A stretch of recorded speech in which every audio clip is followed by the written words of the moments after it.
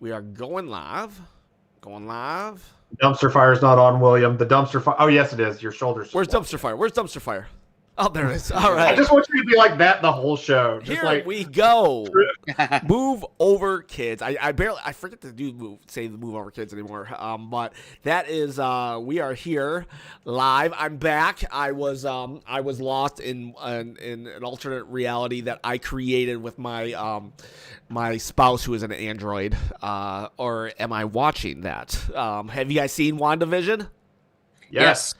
How do you guys feel about this new phase or direction of the Marvel MCU, or I guess just the MCU because it's Marvel MCU, whatever. I'm interested to see what rumors are true. Yeah, the show's been blowing me out of the water. The one thing from the Fox universe that popped up, I won't give any more than that, made me really super happy. And It did make me super happy, but it also made me a little like, because to me, I feel that the Fox franchise, they kind of like killed the X-Men for me. Well, I mean, not my love of the X-Men. I just feel that they did not handle that property properly. Well, it's this. Yeah. Yeah, they handled Wolverine really well. Yeah, okay, I agree. The thing we have in WandaVision was handled really well. Was the best part of the actual X-Men movies. Yeah. One of the best part, and to see it was actually, I would argue, the one thing Fox ever did better than the MCU. And so that's good. And I realized today it's been a year since I've been to a movie theater. Yeah, it's been a while. It's been over a year for me. Yeah, and it's been over like a year and a half since we had a Marvel movie. So this has been it's been nice to be back in the MCU, and I think this was a good way to jump back in after having such an expansive thing like Endgame. Like, this has such a different tone, such a different voice. I think it is a great way to kind of start dipping those toes back in. Happy Valentine's Day, EPS 5000 and Ronald. We heart you. Well, I heart you. I don't know about the other guys. But I do agree. Well, I know a lot of people were like, oh, I just can't get into this. This is so, like, weird. And then, because I would see like a preview of the WandaVision when it first came out, the first 2 episodes, people were like, I just can't get into it. It's so weird, because they were coming off of, even though Spider-Man did come out after Endgame, most people were coming out of Endgame, and then they got WandaVision, and what did they get? I Love Lucy, and so people were, and my favorite comment was, someone was like, on that, the thread of people just saying, he's like, buckle up, casuals, you're in for a bumpy ride. I have a coworker that didn't even make it through the first episode, and he's like, no, I can't watch this. Uh-huh. I'm like, no, keep watching it. They might just need to skip right to episode 3 and then go back and watch episode 1 and 2. Well, maybe. I mean, we can't do another Endgame. We just can't do it without a build-up, so. Yeah, I wonder, like, from what I hear, they're not going to do another Endgame, but they're going to have, like multiple ones, you'll have 3 franchises that are very connected, and you'll have your magic crossover, your space crossover, your superhero. Exactly. In fact, Feige has said there are more Avenger movies to come. So yeah, and I can see it, but man, who would they get? Well, right now, like, the last 20 years of comic books, like, they have the villains that are up there because there's always, like, some creator trying to make the next Thanos. So it's like, we've got this character who's going to change everything, and he changes everything for, like, 2 weeks. There's a rumor about who the next big villain. Well, is it Kang? Are you talking about? Yeah, they're thinking of Kang, and they're thinking of it being somebody tied to Tony Stark. Mephisto's the one I've heard. Yeah, everybody's saying Mephisto for WandaVision, especially because her kids in the comic books are like soul shards. Like, we're getting like really deep into like the lore of the comics. We probably should just talk video games, I guess. I don't know, but So Marvel Ultimate Alliance 3 was cool. Yes. There we go. See, we tied it right back there. It did have some glitches and stuff, but I had fun with it, and I was able to play with my kids and my wife, and the four of us, we played, and we had fun. And one at the time was 5 years old, so we got a lot of. I definitely got my money's worth out of it. I do see how it was like kind of like there was a lot of bugs, but it was still kind of like. It was just an unexpected game and a really cool one. Mm-hmm. Yeah, I don't think anyone saw Nintendo publishing a Marvel game coming out of left field, like coming anywhere. And then that the PS4 or what was the Avenger game? I was really saddened to hear. I never played it, so I can't like fully judge it. But I was saddened to hear that a lot of people did not enjoy it.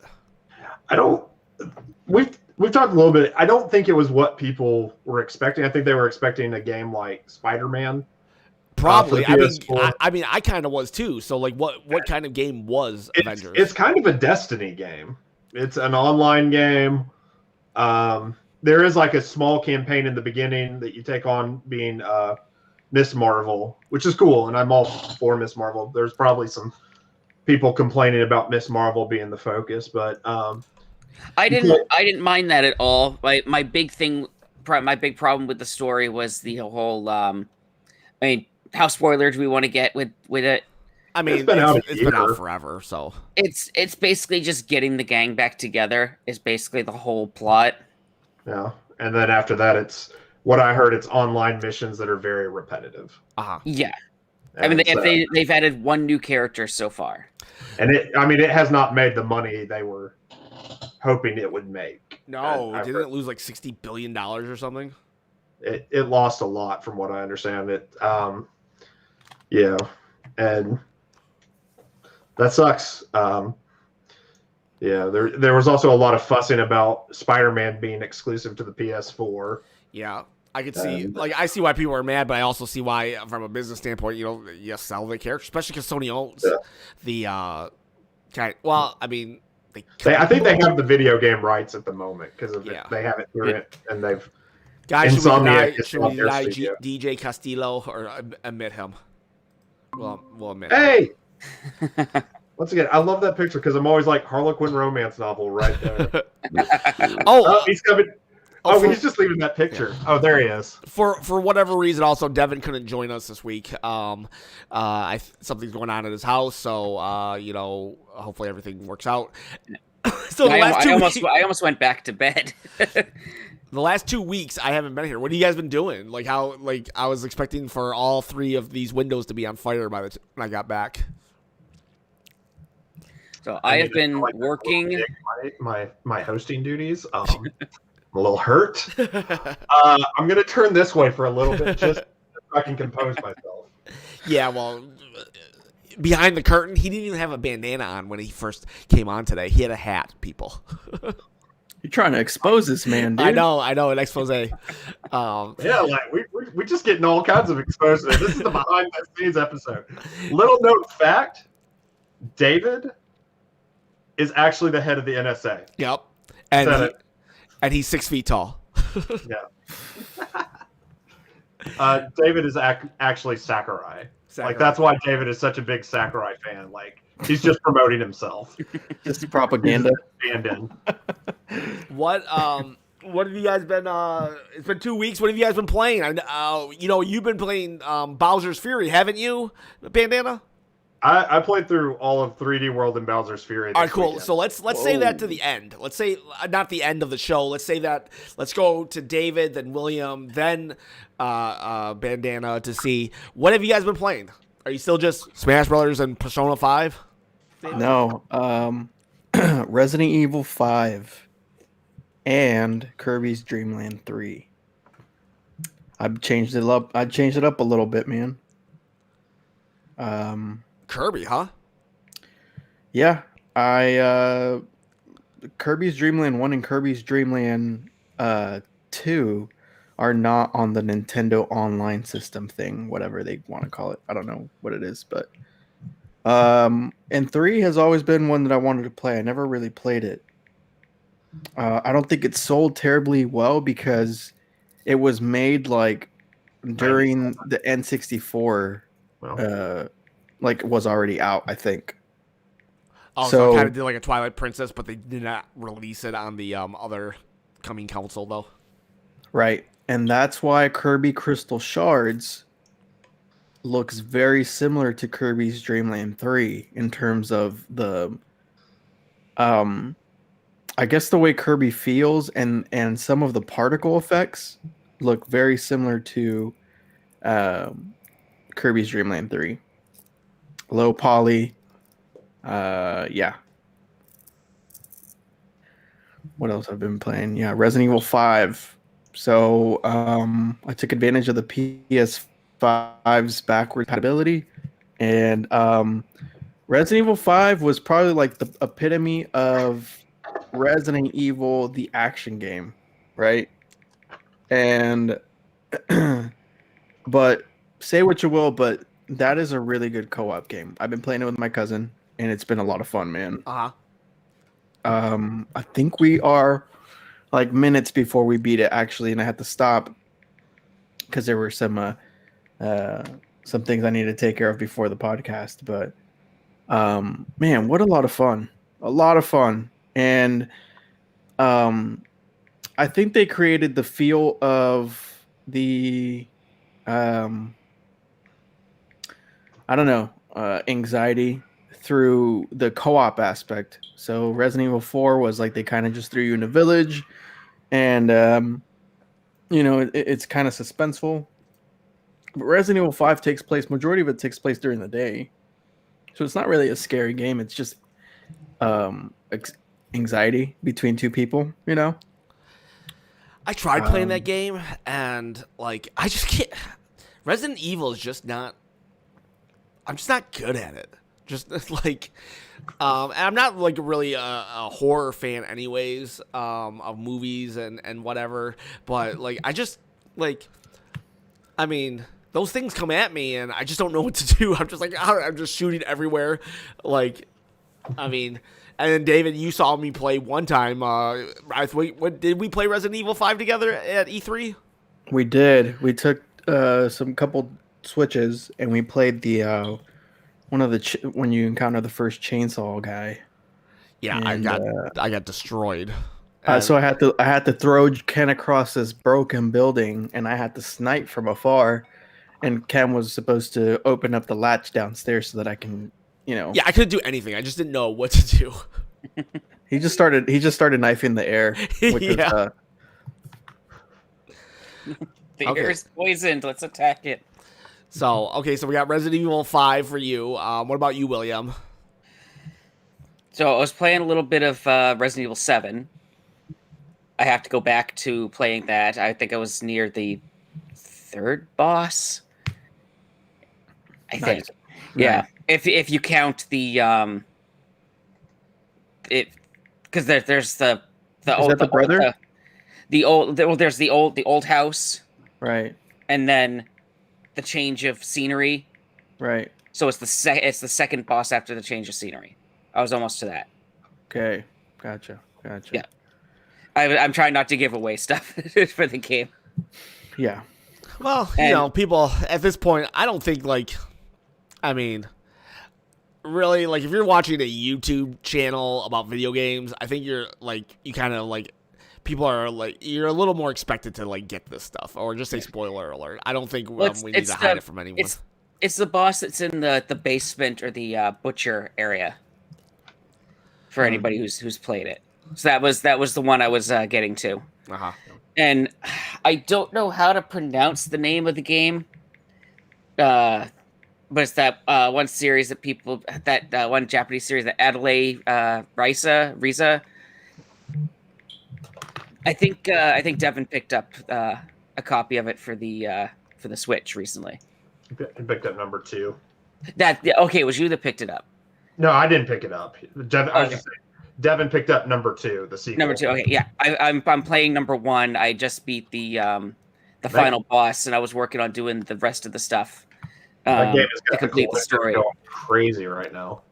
The thing I have a problem with that series, and it's not in the one that I'm playing now, is there's usually a time limit to getting stuff done in the games. Mhm. And Risa, however you pronounce her name. I think it's Atelier. Yeah, Atelier, but then the character's name. It's either Risa or Risa. Risa, yeah. I think it's probably Risa.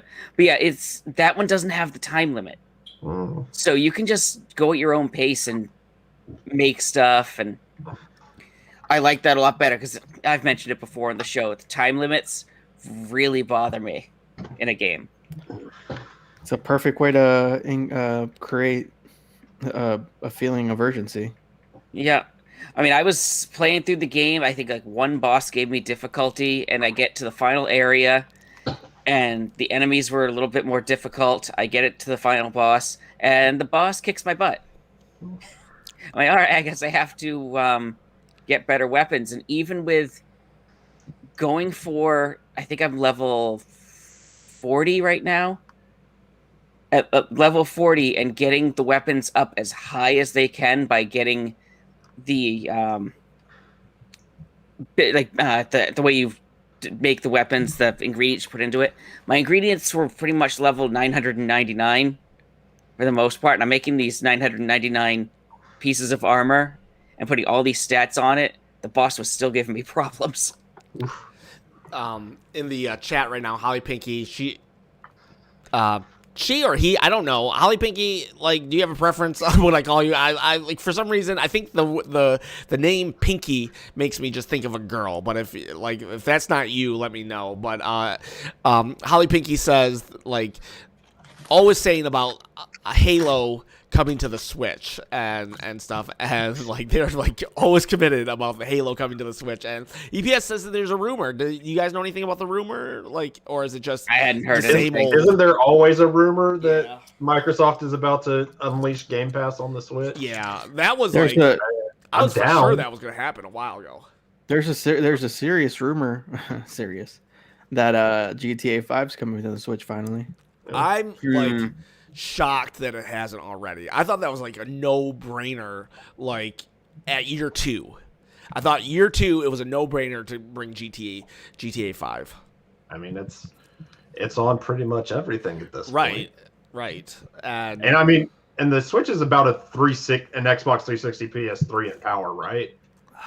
No, I think it's a little more powerful than that, right?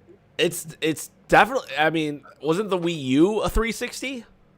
Yeah, but I mean, with the portability, I don't think they did much of a increase in power from the Wii U. The Switch is definitely better than the Wii U. Okay. I think it might be a PS3 and a half or something. I don't know. Okay. Well, I mean, that's just to say, like, it's doable because that's where those games started. Oh yeah, if you can get Doom and Skyrim on Switch, then I don't like, or Witcher 3. You know, you can pretty much do anything. You know, I get it. Like Xenoblade and Zelda, that's different because that's like in-house Nintendo. But if other people who don't belong to the big N can do Witcher 3, then you can do a lot of things. No. So tell us about Mario 3D World. Well, it is definitely Mario 3D World. Oh, that's good. That's good. You got your money. Yeah, of course, it's a port of the Wii U game, which 2014, 13 is when Super Mario World or 3D World came out. It's, you know, I had the feeling of, you know, it's not my favorite Mario game. It's a good Mario. I mean, the thing is, though, Nintendo is such a quality publisher. It's still a great game. The problem is comparing it to other Mario, especially post Odyssey. It still feels to me like very much a step back. I'm kind of curious why they didn't call it New Super Mario Brothers 3D.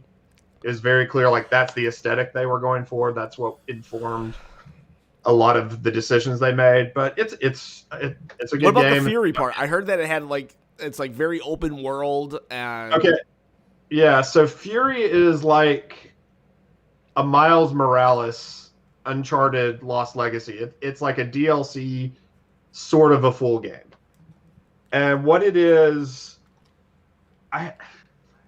saying it's open world is kind of weird. It is, to me, it is a expansion of Super Mario 3D World, but instead of having an overhead map, you get on the back of the like Loch Ness monster thing and go around to these different islands that are different Super Mario 3D levels. That Loch Ness monster has a name, JB. And it is? And it's Nessie. Nessie. Yeah. You get on the back of Nessie. Nessie figures a lot into Bowser's Fury, and that was fun. Nice. But that's, I mean, it's kind of like a weird Wind Waker Super Mario 3D World. You go, you do this level, you get on Nessie, you swim over to the next level. You triggered Ken, by the way. I don't. Ken's You know, I about to started say thinking. something. I was like, Ken's about to say something. I was like, what if Mario did go into, like, imagine what they could do if they just threw Mario in the Wind Waker world and then you threw Link in Odyssey. And I mean, it's literally the same game, but then it would change because of how the characters would interact with things. Wasn't there a fan-made thing where someone did that with like Link on the 64 or Mario, and they put them in Ocarina or Mario 64? I feel like that. Yeah, I think they did both. I think they there's fan projects where they put both, and there's actually a fan project where they put, I think it's Banjo in Mario 64. Yeah. So, you know, it's a Bowser's Fury is a fun little add-on. It definitely adds value to the game, doesn't take away. They got rid of lives, you know, like, you know, your men or whatever, which is a very dated concept. So I was glad to see that. What do you mean? You can't die now? You can die, but instead of, you know, you having a countdown till game over, you lose like 50 of your coins. And coins, instead of giving you an extra man when you hit 100, when you hit 100, it gives you a power up, and you can store 5 of each. I like the death. Like I like the consequence of sucking or whatever. Yeah, I liked being able to get as many lives as I could in the previous games. Yeah, I mean, that was kind of how I was with 3D World. Like, I had 40, 50 lives going into the final thing, so it was like, these don't matter. Yeah. Yeah, I mean, I liked the added thing you could store up to 5 of each of the power-ups. Well, you say it's outdated, right? Is it outdated for Mario, but like for a game like Zelda, it's not outdated? What do you mean? Live system. Zelda doesn't have lives. Well, I know, but they have hearts, and eventually you just die. Well, I mean, yeah, you die and you start over. I mean, Do you think you shouldn't die in games? I mean, you can die in this, and you get moved you get moved back to a point. It's just there's not a I've died enough X amount of times and it's game over. I mean, game over. We just start the game over, and generally these days it's fairly inconsequential. I mean, Odyssey didn't have lives. Yeah, I know. So I don't know.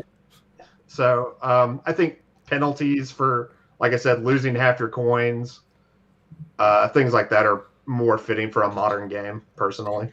Do you think that, or would you consider this an actual legit attempt at making a Mario game from Nintendo? Or do you think that this was something that was like, let's take this idea that we've been kind of sitting on and let's just have fun? It felt polished. It definitely, I think I said in our group chat that I thought this might be Super Mario Odyssey DLC that just they expanded on to enhance a release of a super old game. Not totally convinced of that anymore because it has got a lot of 3D World flavor. I mean, maybe it was just Wii U stuff that they like couldn't do at the time, or like because I mean, it was an era of the Wii U that was releasing downloadable content from Mario Kart to Splatoon. Yeah, Splatoon. So maybe it was just stuff that got on the cutting room floor. It will be interesting to me to see if they ever would sell Bowser's Fury by itself, like digitally, for like $20 or $30. Because I think if you paid that, it actually wouldn't be now. If it was by itself in $60, you'd be super, super pissed. John Castillo wants Sonic Heroes and Nintendo Switch. I wanted Sonic Heroes and Nintendo Switch is scream. I will scream. I will scream. They corrected themselves. Okay. Hey. I mean, that's a fun game. I personally like the intro song for it. Sonic Heroes? Yeah. I don't know. Sonic Heroes. Hey, there you go. I got you guys. I am not a.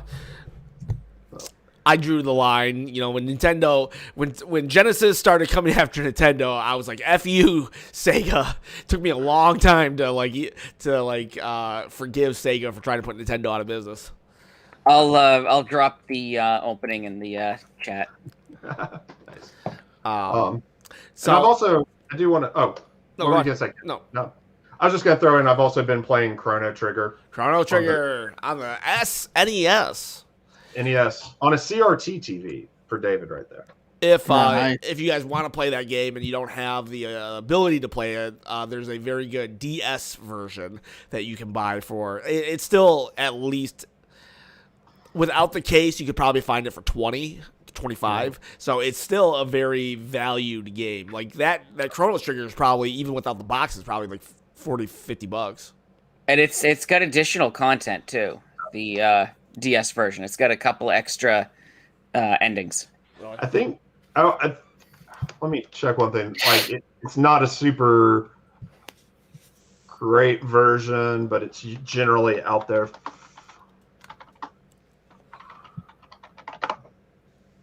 Final Fantasy. Oh yeah, you can pick it up. It's out there for $20 on PlayStation 1. There's some issues with the loading, but you get some really cool animated cutscenes. Yeah, I've got. I think I just don't have a Super Nintendo copy of the game, but I have the PS1 and the DS versions. Yeah. And the PS1 also comes $20, gets you Final Fantasy 4, which is to me the best Final Fantasy. So, Ken, do you mind if we do a small detour? I've got something here that I kind of want to have everyone participate with.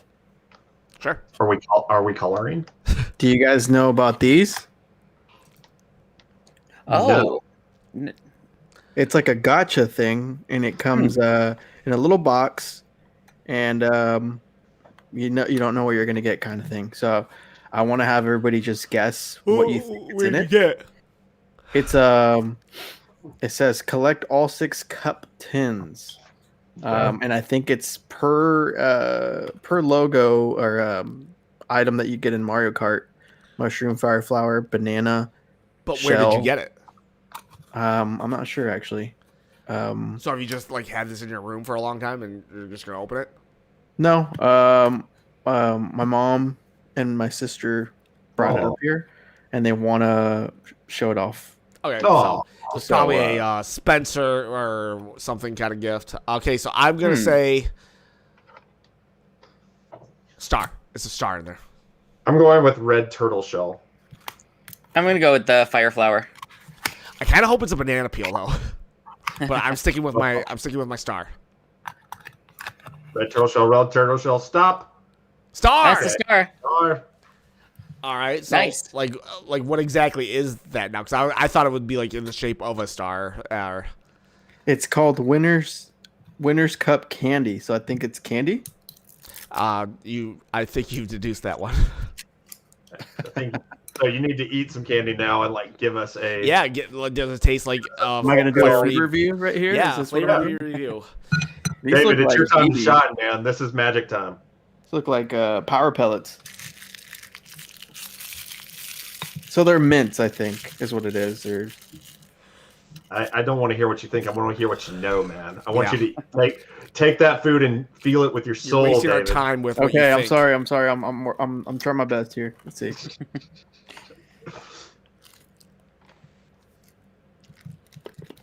Well, He's still You guys- moving. Do you guys remember runts? Oh yeah. Yeah.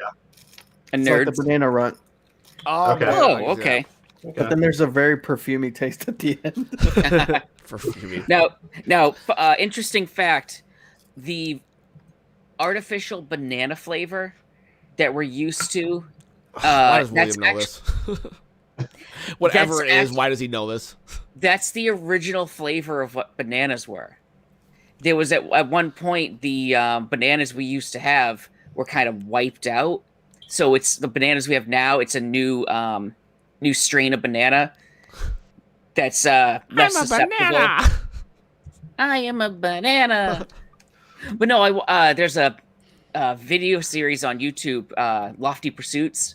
They do they make candy and stuff, so they have videos of them making the candy and stuff. And they were doing a banana flavored candy, and the guy was telling the history of banana flavoring and bananas. But how does he know if those bananas are gone, or does someone just have a memory of it? There's still some around, but they're not the commercially available bananas. The ones that are widely distributed now. So just the billionaires are eating real bananas, and us, you can still poor find them. people They're just not just with our fake bananas, our peasant bananas.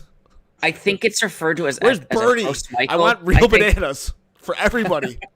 William's about to be taken out by the Chiquita lady just for for spoiling the conspiracy. There is a banana conspiracy going on. No, but I mean they could make a banana flavor that tastes like current bananas, but people are so used to the artificial flavor that we know now that they just never changed it. Oh no.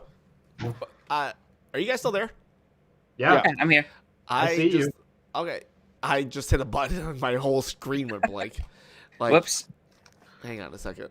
Welcome to hitting buttons. All right. I don't think anything went away. Thankfully, I didn't have adult content on my screensaver. I think. Let's see. Where am I? Mom is here. She's saying hello, guys. Thanks for participating in the game. Oh yeah. No hey. problem. Hey, Veronica, hello. Thanks for participating. Yes. I enjoyed the Davids you put out. Yes. Very good with this, David. High what is this? David. What was that? High quality David, David 2-0. What is this that Ronald is talking about where he said, was there supposed to be a third entry in this They had copyrights set in place for it, but they just never went ahead and made one. So and technically Chrono Cross kind of is the third game, because they had that other game that Chrono Cross basically was almost kind of like a remake of, like a more expanded remake of. I'm blanking right now what the name of it was. No. I'm sure he'll say in the chat. Radical Dreamers, that was the name of it. That is really cool. So it makes you wonder, if they did a Star Fox 2 situation where they worked on something, they had an actual game because they already had an engine, right? And then maybe it was just lost media. So maybe it's in the Square Enix vault somewhere. Yeah. Well, it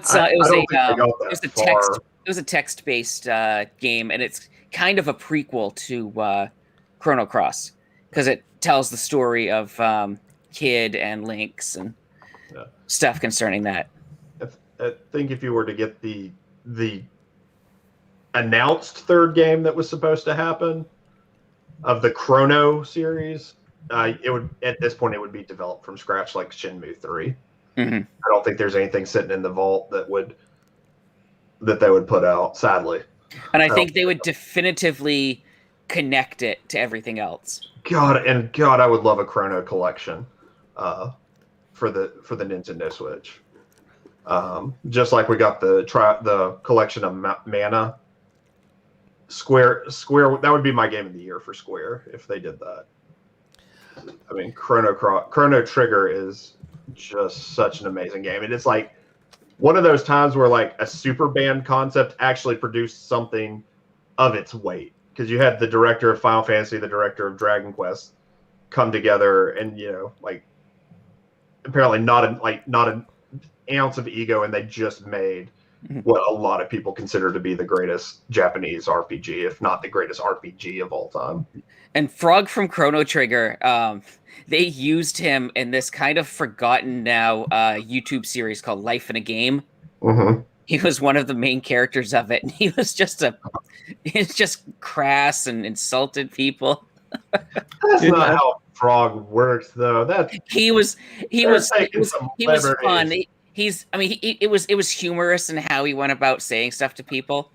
The very last episode of the show, they had the angry video game nerd come in and tell people, catching people up on what was going on. and all he does is just insult everyone and say, "Go back and watch the other episodes," and you hear, "What the hell do you think you're doing?" And he looks over and Frog's standing there. He's like, "I'm telling people what happened in the show." "No, you're not. You're insulting people."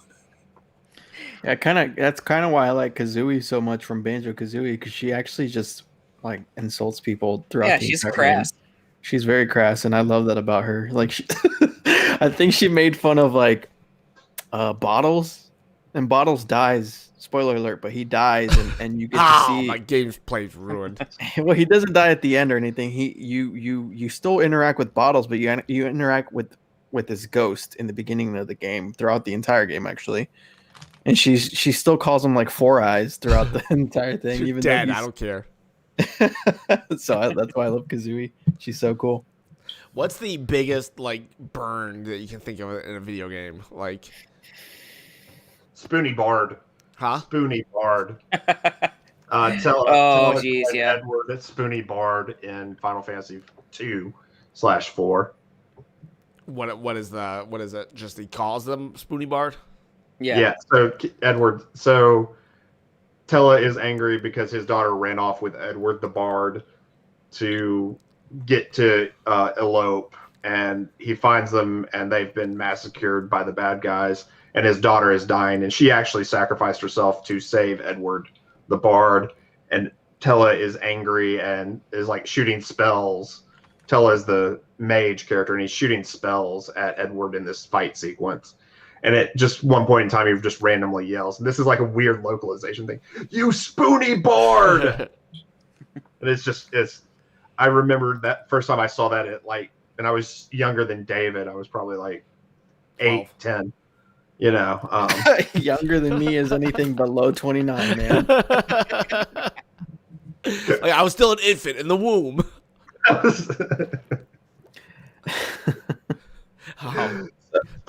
But yeah, Spoony Bard by far. What is a guilty pleasure video game that you guys have? Ooh. A game that you know isn't really good, but you still enjoy it. Ooh. I'm trying to think myself. I'm trying to think of some older ones. Because I've tried...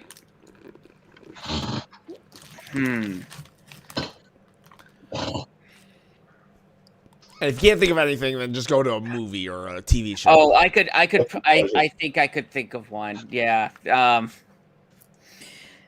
This is gonna sound weird because it was just Hey, funny John just Albert through the game. John Albert from San Antonio, Texas.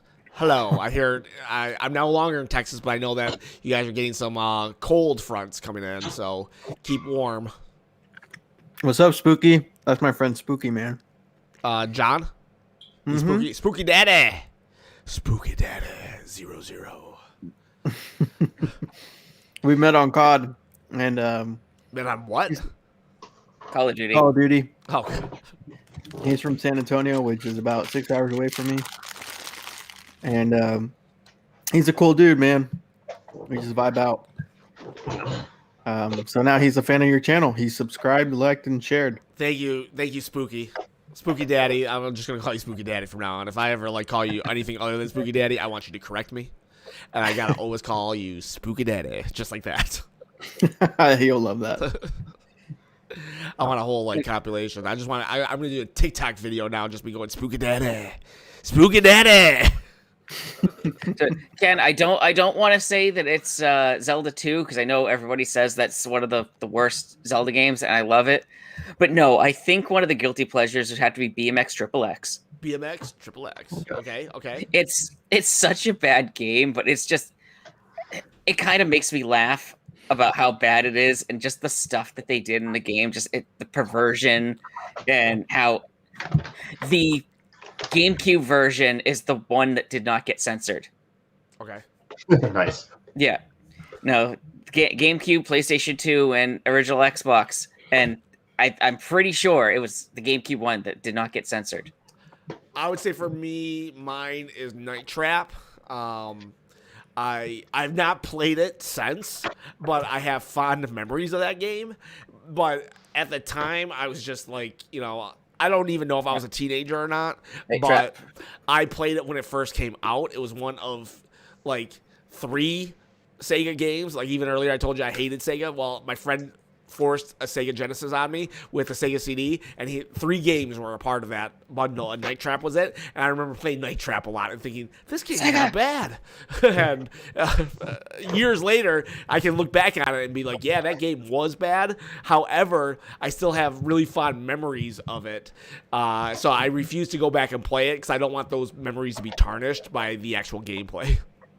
Ronald, Final Fantasy IX is my favorite Final Fantasy. You just really like bad games, don't you, William? That's a great Final Fantasy. And Klonoa 2, I absolutely love. I don't own a copy of the first Klonoa, but I own Klonoa 2. Love that game. And he's one of the characters I'd love to see in Smash. If they were going to get another Namco character in there, that's who I'd like to see. What about you, David or Bandana? Guilty pleasure game. I gotta say, Shadow the Hedgehog for the GameCube. Shadow.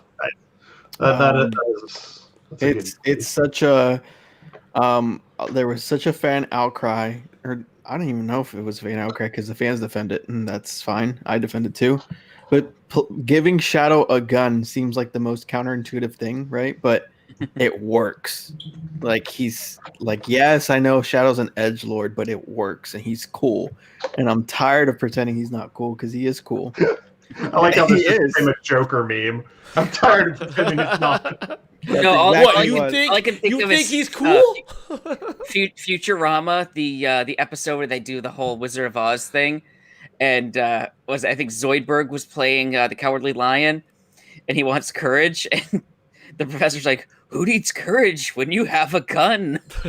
I remember that actually. That's exactly what it is, man. It's like, yeah, Shadow can go pretty dang fast, but you give him a Glock, and for some reason, it's like, and I think it was just because Sega was just having fun, or maybe they were actually trying to do a legit entry to the Sonic franchise. Either way, I never really thought of how weird that was. Just let's give Sonic a gun, a real life gun. Well, that was a thing, right? Like it was originally possibly a Sonic game, and they were going to give Sonic a gun, and they were like, maybe not. We got Shadow over here. Well, here's Nintendo like counter. Let's give Mario a knife. Just like he's just gonna start cutting Goombas. Yeah, because they have fatalities in Smash. But Kirby's over there with a karate wire. I'll defend that. It's I think that when you open up that game and you jump in it, there's a lot of merit to it. I've really enjoyed it. I actually have 2 copies of it, 1 sealed. Yeah. Do you think they could have done it without Shadow as the main character? Like they could have done like a some sort of robot, or even Tails in the machine, and have that as the shooting mechanics. Like his own standalone game is what you're saying? Yeah, or even like a brand new character. Tails, like Gun the Hedgehog. Like instead of Shadow being the main focus of it, like having some other character, like even a new character that used guns. Heck, didn't we have that one character that had a cowboy hat, and not Knuckles from one of the animes? Fang, I think. Yes, yeah. Even Fang, that could have been interesting. Yeah. Yeah. As a spin-off series. Yeah, definitely. But I think that once you stray too far away from Sonic, then it's like they start asking, is it worth doing this? Because Shadow was already kind of like and I know they have a Tails game too. Tails, was it on the Game Gear? Yeah. Oh, I think, yeah. Tails Adventure or something like that. Yeah. Yeah, I don't know. I mean, I want to see now Sonic get the gun. Like he stumbles upon the Shadow world and he finds Shadow's gun. He's like, "What is this?" And it just starts shooting. And he accidentally like kills Tails or something, or Tails goes to the hospital and he has to like avenge him or something with this gun. No. Let me set the scene. Dark Alley. Dark Alley, yes. He finds Shadow shot. Shadow is coming in and out of consciousness, and Shadow holds up his gun. Take this. You were almost describing like the Sonic version of John Wick. Sonic in the Shadows is what this game is. Whoa. Copyright that. Dude. I think that's a completely different kind of game. Well, some times pass. We gotta think of modern gaming mechanics. Right. We gotta get the current day kids on board. That's what Shadow was meant to do. Like they were like, we had our edgy character of the 90s. So it's now the early 2000s. How do we make Sonic edgy again? Right. Let's paint him black and give him a gun. Right. Let's put a ring in his hand and let's make sure that ring has like some razor edge to it. So what's your guilty pleasure, Bandana? I think mine is a guilty pleasure because it's aimed at younger and it's education focused, but I love the Carmen Sandiego games. I don't know if I would even call that a guilty pleasure. Those are fun. Those are so much fun. They are fun, but I mean, they are very clearly like, this is for a fourth grader. I would love to see that series come back. Yeah. There's a Netflix. You mean the cartoon or the actual? But yeah, those games, I love finding those. I think I still have my Sega Master System thing because I cleared out my Sega Master System, but I kept that. I have an NES copy of Where in Time is Carmen Sandiego. Nice.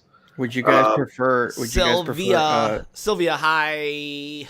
How are you? Oh, that's my cousin Sylvia. Oh man, you're bringing all the people to the party today. So we got the fam here, man. Got my mom. Got Spooky. Got Spooky Sylvia. Daddy. Spooky Daddy. Move over, Castillos. Just interrupt JB real quick. So Carmen Sandiego or Gargoyles, or for any of you guys that want to answer. For cartoons? Which one would you rather have a live action Netflix series based on? Gargoyles. They're doing that for Carmen already, if I remember correctly. Like, because there's an animated series and they casted the person they expect to play her. But there's an animated Carmen Sandiego series. Yeah, where she like gives up her life of crime and she joins like the FBI. Yeah, which I wasn't super down with. But I think a part of that deal was making a live action movie with that actress.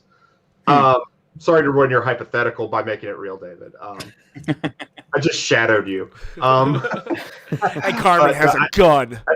I think for me personally, I don't have the attachment to Gargoyles. Oh, I do. I love that show. Love that show. While I respect it, I think I'd go with Carmen Sandiego. I love that show. And even though, if you really watch Gargoyles, it was for you guys who don't know, it's like a 20-year-old Disney cartoon, but not in the vein of DuckTales or even it's dark and Batman-ish. Yeah, it's very Batman the Animated Series. Very Batman the Animated Series tone. But if you actually are a comic book reader, you will see that show almost blatantly steals like so much stuff from other comic books, but I still didn't mind because they wrapped it and they put their spin on it, and it was just still very cool, just very cool. And there's an episode where one of them finds a gun. Maybe it was Shadows. But yeah, I mean that show had a lot of people that were on Star Trek doing the voices. No, who was Worf? Who was Worf? He was on that show. I know that. He's the guy who did the voice of Spawn. He does. Keith? No, it's not Keith. I know. Keith Dorman. David is Michael Dorman. There's Keith David and then there's David Keith. Keith David, Worf is like Michael Dorman or something like that. Keith David, I think, is Goliath. Goliath, yeah.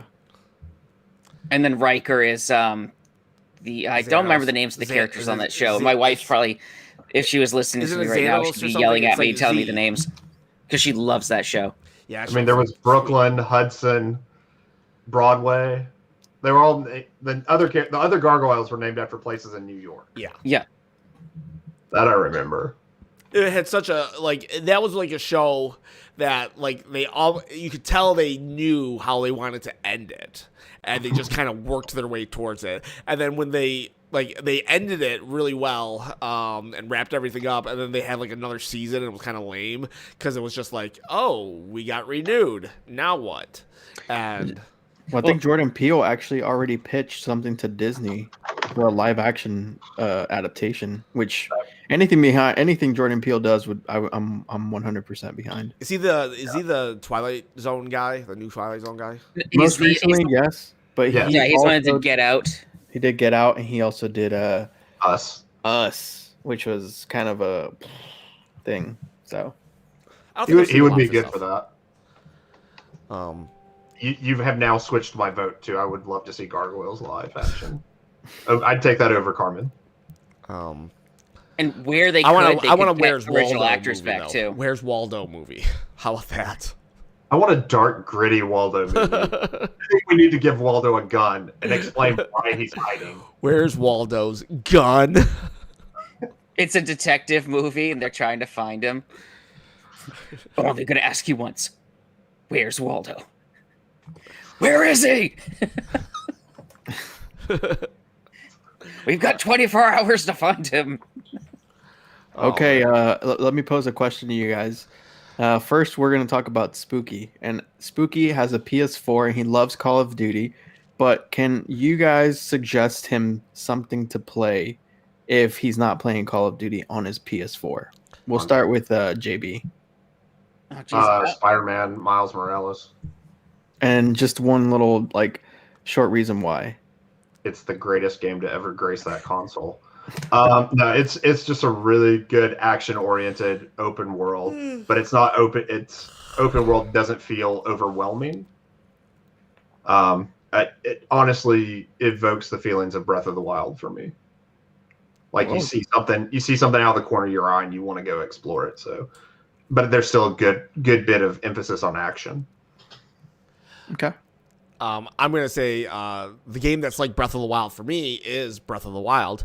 And I would say that is the game that I would just very much say to go to. I think it's a generation-defining game. And it kind of reset the tone that people had been following over the Assassin's Creed template for the last 15 years. Breath of the Wild came, and they definitely took from it, but they reset it. And Bandana was saying, just out of the corner of your eye, you're just very engrossed by it. Even though it's a very different game than Call of Duty, I think it's a game that maybe would set a more chill tone for a rabid Call of Duty fan. And I think they could enjoy it for something that's just entirely different. You might be in the mood for a comedy, or you might be in the mood for a horror movie. Very different genres, but you might be in the mood for something. So maybe if he was in the mood for something that isn't Call of Duty, he could just go the extreme opposite and chill out with Zelda, Breath of the Wild, while still being able to kill things. Cool. All right, Will. Yeah, I mean, I'm trying to think, because Call of Duty isn't my thing, so I'm not quite sure what to suggest to somebody that would play that. I don't know what else they play. For shooters, maybe Wolfenstein or even Metro would be some stuff to look into. Or if they want a remaster of a racing game that I really enjoyed, there was the Burnout Paradise. Cool. Okay, so now... Wait. If we want a first-person shooter, Doom 2016. By a mile. Yeah. Okay. All right, so now going across the pond for my cousin Sylvia, who plays COD on the Xbox, what would you guys suggest? And we can start with across JB the pond? for sure. Oh, I have no idea when it comes to Xbox. Where across I'll the pond? skip that one. What country? Country? Yeah, what country is Sylvia from? Here, the States. Oh, I thought you said across the pond. Across the pond in terms of companies. Oh, I thought you meant across the pond, like they're in Great Britain or something. Yeah. I'm gonna steal one that I think you would answer, David, as the resident Xbox guy that I think I am. Yeah. I would probably say Vanquish. If you want Vanquish. I mean, of course, Doom 2016 is on both and the Switch. And Vanquish is also on the PS4. They actually did that 2-pack with that and Bayonetta. So, but yeah, Vanquish is there. And then I guess also, if you're leaning towards you want another kind of Call of Duty feeling, and this is another one that's of course on PS4 as well, Titanfall 2. The campaign and the story of Titanfall is really good, and the Call of Duty. I mean, that's a former Call of Duty developer. Yeah. You're talking about Vince Zampella, right? Yeah, I mean that game is. I mean, to go from a game that was completely online and then to just throw this campaign out there for the second one, brilliant game that just is really understands of what makes first person shooting great. Yeah. I'm gonna say I'm gonna go Nintendo again. Partly because I don't really have an Xbox or even a PlayStation, so I've missed out on so many great games. But I feel that a lot of people, if they can afford it, obviously, they tend to have Nintendo as their second system. So I think that whether you have PlayStation or Xbox, Nintendo is a very good secondary system. She does have a Switch. She does have a Switch. And the household is shared with someone else who has a PS5. So you can there can be there other suggestions can work, sure. I would say Smash Brothers, though. It's a competitive game, so you get that Call of Duty competitiveness. Just lots of different characters to choose from. So even if Nintendo necessarily isn't your bag, there's still like plenty of characters from Joker to Ken to Bayonetta to whoever that you get to choose from, and you get that competition that I think COD has to. Okay, Ken. She's asking for story mode games, and she loved Paper Mario, Origami King. So okay, we'll go to William, and then let me think about that for a second. I mean, would she want like an RPG or something? Yeah, I think she'd be open to it. She did like the RPG aspect of Paper Mario. This is going a little anime-ish. What about the Digimon RPGs? I've never played those. Those are a lot of fun. The Digimon story, Cyber Sleuth ones are the ones that I would suggest. The Digimon World one, not as much. Yeah, I heard some good stuff about Cyber Sleuth. Yeah, it's a really fun game. If you're talking stories and you liked Paper Mario, I would just go right to Mario Odyssey. It's like kind of a cop out that I get. Like the ones that I gave today answers are like Mario Odyssey, Zelda Breath of the Wild. I mean, those are games that anybody can play. But if you really aren't like really into Nintendo culture, you might skip those because you're just like, oh yeah, I know what Mario is. Like everybody has a concept. Like my mom, my like 60-year-old mom from Thailand has a concept in her brain of what Mario is, but it's probably not correct anymore. And so like if you've just kind of know Mario as the mascot of Nintendo but haven't really played one of his games since the Super Nintendo, you're probably missing out on what Mario has become. I'll throw another one out there: Dragon Quest Builders or Dragon Quest 11. Builders, I would totally. Yeah, 11's fantastic. Builders or Dragon Quest 11. Those are great games. And if you want something to just sit down and play and not even worry about trophies, because it's going to be almost impossible for a lot of people to even get all the trophies in it. Earth Defense Force, that series, the 5th one that came out, it's a fantastic game. It's not about having the best graphics, so there's a lot of things that are look a little glitchy in the game. But it's just a fun game to jump into a mission and kill a lot of ants and spiders, giant ants and spiders. Or here's one. I haven't played it, but from I've gathered from what you've and other people have said, if you have a game that's just like, you have some people over and you just want to have mindless fun, Maneater, the shark game. That game was fun. Yeah, Dev actually mentioned it the other day. I guess that's kind of like gaining somewhat traction. Oh yeah, that's gonna be like, it's gonna be a Sharknado type of game. There'll be sequels forever, and there'll be a following. Yeah. So it's 8:00 though, or 9:00. So I think it's time to cut it. Does anybody have any final words, thoughts, suggestions, comments? So about a month from now, I will have converted at work. I will no longer be a MHA, mail handler assistant. I will be a full-time regular mail handler.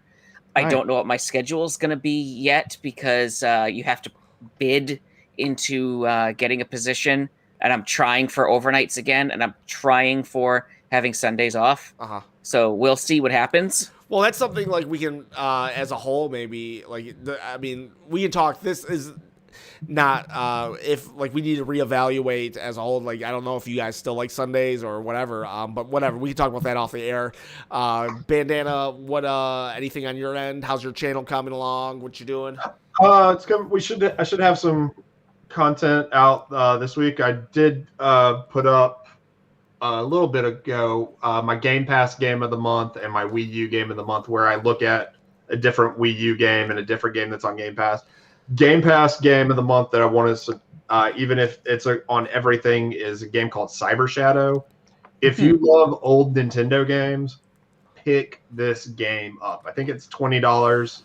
It's digital only right now, but it is a brilliant game.